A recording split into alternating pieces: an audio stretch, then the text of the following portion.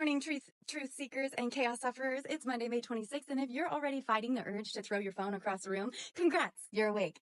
Today's headlines come with a side of cognitive dissonance, a dash of scandal, and just enough AI drama to remind you that 2025 is basically a fever dream written by a rejected sci-fi writer.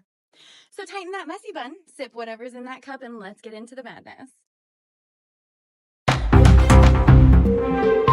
Well, folks, Marjorie Taylor Greene just went toe-to-toe with Elon Musk's AI chatbot, Grok. And let's just say it wasn't exactly Iron Man versus Ultron, more like QAnon versus Siri with a spine. The drama started when Grok clapped back at Greene's long-standing claims about Christian nationalism and white genocide conspiracy theories, daring to label her religious identity as subjective. Cue the pearl-clutching on X, where Greene called Grok left-leaning and accused it of attacking her faith.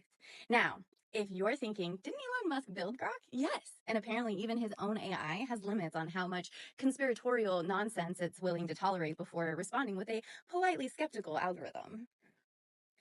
But it gets better. Grok's spicy commentary wasn't random. It flagged Greene's past public ties to QAnon, Christian nationalism, and her repeated amplification of far-right theories like white genocide in South Africa. The AI did what AIs do, pulled receipts, analyzed tone, and dropped the kind of neutral heat that sent Greene spiraling. She clapped back with a warning that ultimate judgment belongs to God, not AI, which, like, fair, but also maybe the divine isn't thrilled about you using broadband to push conspiracy content while threatening to defund libraries. This little digital brawl highlights a much bigger debate. Can artificial intelligence truly be unbiased, or are we training it to reflect our deepest cultural divides in cleaner font? Whatever side you're on, one thing's for sure. When Marjorie Taylor Greene is yelling at robots for being too liberal, we've officially entered the sequel to Idiocracy, and the script is writing itself. And while MTG is busy trying to exorcise the demons from her DMs, our next story takes us from digital duels to diplomatic disses, with Golden Dawn eyeing Russia like a frenemy who just broke the group chat rules. Just when we thought the bromance between Golden Dawn and Putin was ironclad, the vibes took a sharp turn. Over the weekend, Russia launched a full-scale drone and missile assault on Ukraine, 367 warheads lighting up the sky like it was Putin's own 4th of July. At least 12 civilians were killed, dozens injured, and Ukraine's allies around the world are sounding the alarm. Golden Dawn's response? I'm not happy with him. Sir, what is this, a breakup text? Apparently, the former strongman, Stan, is now mulling over more sanctions against Russia, though as always, no details were provided. Just some light public disappointment and a hint that someone's sleeping on the geopolitical couch tonight. Let's be clear, this was the largest bombardment in the 3-year war, and while international leaders are calling for urgent pressure, Golden Dawn is out here serving Dad's mildly disappointed energy. This new tone signals a potential shift towards stronger U.S. financial pressure on Russia, which is a nice thought, except it comes after literal years of Dawn whispering sweet nothings to Putin while throwing NATO under the bus. Now he's not happy? That's like letting your toddler draw on the wall for an hour and then being mad they're holding the marker. We'll keep watching to see if this I might do something energy turns into actual policy or just more sanction talk with no bite. Because while Ukraine's cities are under fire, the world is wondering, is Golden Dawn finally drawing a line or just drawing attention? But don't worry, if sanctions on Russia felt a little vague, our final story is anything but. Because while Washington wrestles with digital discourse and international diplomacy, a woman in Massachusetts managed to illegally vote and steal nearly $500,000 over 20 years before anyone blinked. Whew.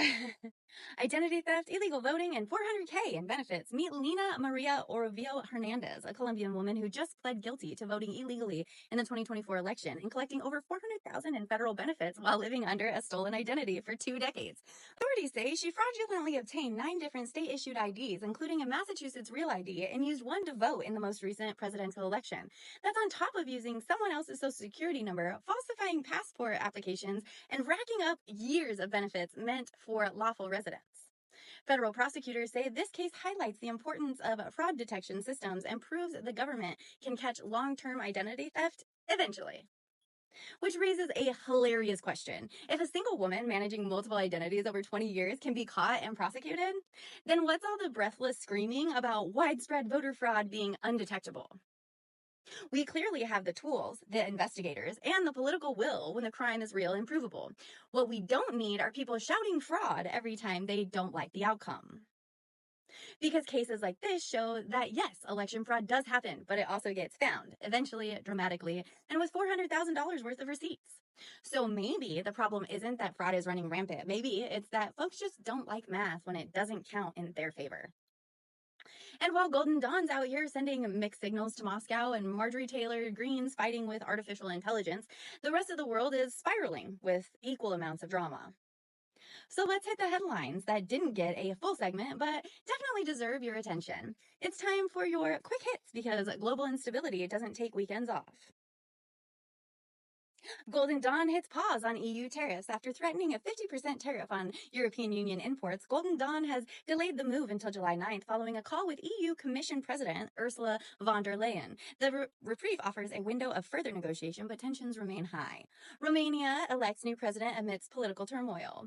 Dan has been sworn in as Romania's new president, ending a political crisis sparked by annulled elections due to fraud allegations. The former Bucharest mayor now faces the challenge of uniting a fragmented political landscape.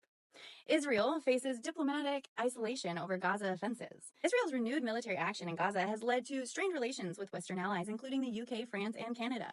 Critics say humanitarian concerns as the primary reason for the diplomatic distancing.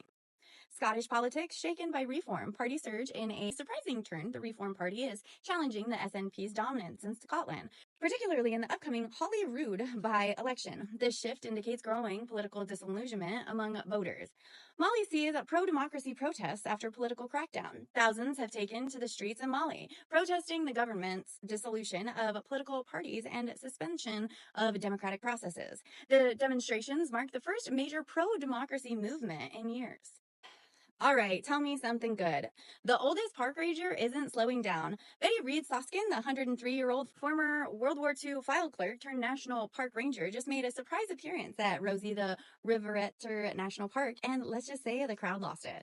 Soskin, who became the oldest active ranger in U.S. history, is still inspiring generations with her living testimony of resilience, justice, and joy. She reminded visitors that being a part of the story doesn't require fame, just courage, clarity, and one hell of a good hat. So here's your Monday reminder. The system might be glitching, but some people are the reboot. Keep showing up, keep telling the truth, and if all else fails, channel Betty, straighten your shoulders, and own that damn park. And that's your Monday SassCast, proof that reality is still stranger than fiction, but we're still showing up with facts, flair, and a fully loaded side-eye. If you laughed, learned, or clenched your jaw in righteous frustration, hit the follow, tap the heart, and tell me in the comments which headline made you say, wait, we're doing what now? Until next time, stay loud, stay sharp, and stay entirely too informed to be manipulated. See you tomorrow!